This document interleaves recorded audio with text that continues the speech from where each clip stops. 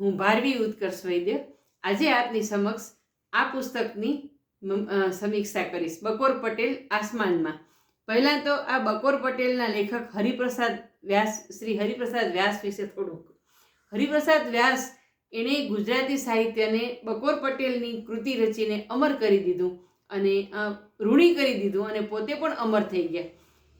હરિપ્રસાદ વ્યાસે આ બકોર પટેલનું પાત્ર એવું સર્જ્યું છે કે મોટાઓ પણ એમના દ્વારા બાળક બની જાય અને બાળક મોટું બની જાય અને આવી રીતે હસી હસાવીને, ગમત કરીને, ભૂલી ભૂલીને ખૂબ જીવનના એવા મોટા પાઠો શીખે કે દુનિયાની કોઈ પાઠશાળા એને ન શીખવી શકે.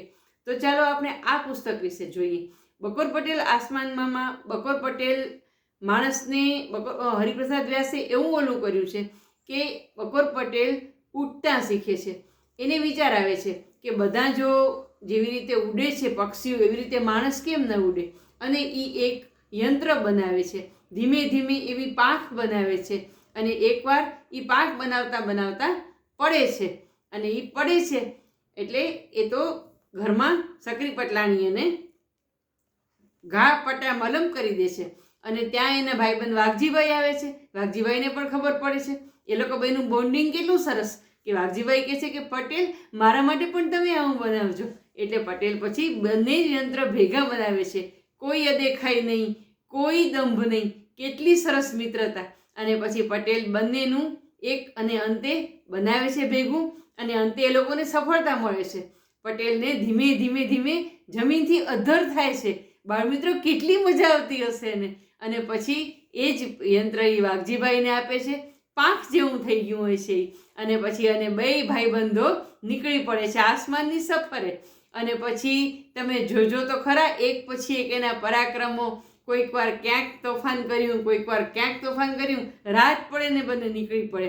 એક વખત એવી રીતે કોઈકને અગાસીમાંથી ઉજાણી હાલતી હોય છે તો આઈસ્ક્રીમ લઈ આવે છે. પણ પટેલ પ્રમાણિક કેવા, આઈસ્ક્રીમ એમને નથી લેતા, એમાં એને રૂપિયા પણ સાથે સામે મૂકી આવે છે.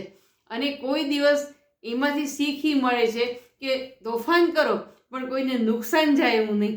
અને આવી રીતે ધીમે ધીમે આખા મુંબઈને બાનમાં લે છે. ઉડતી રકાબી બને છે, રાજાબાઈ ટાવરને રંગે છે, મોટા પ્રદર્શનમાં જાય છે અને લોકોને આખો ચર્ચાનો વિષય બની જાય છે કે ક્યાં છે ઉડતી રકાબીઓ, આ શું છે. અને પછી શું થાય છે, પટેલની આખી આ જે શોધ છે એ કેવો રંગ લાવે છે, વિશ્વમાં કેટલી ઉથલપાથલ મચાવવાના ઈશારા કરે છે. એ વાંચવું હોય ને, એ બધું કરવું હોય ને, જાણવું હોય ને તો આસમાનમાં તો વાંચવી જ પડે. બકોર પટેલ એક બહુ જ જાગતું પાત્ર છે. એમ તમે જોજો, મને તો એમ થાય કે લંડનમાં જો હરિપ્રસાદ વ્યાસ હોત ને તો ત્યાં એનું વેક્સ મ્યુઝિયમ છે ને એમાં બાવલું હોત. એટલે આપણે આપણી ભાષાના આ લેખકને ખૂબ વાંચીએ અને છોકરાઓને, મોટાઓને એમ કહું છું કે છોકરાઓને વંચાવીએ અને છોકરાઓ, બાળકો ખૂબ વાંચો. હેરી પોટર તો વાંચો જ, પણ બકોર પટેલ પણ વાંચો, કારણ કે આપણે સાહિત્યની ધરોહર છે, આપણું મૂળ છે. અસ્તુ.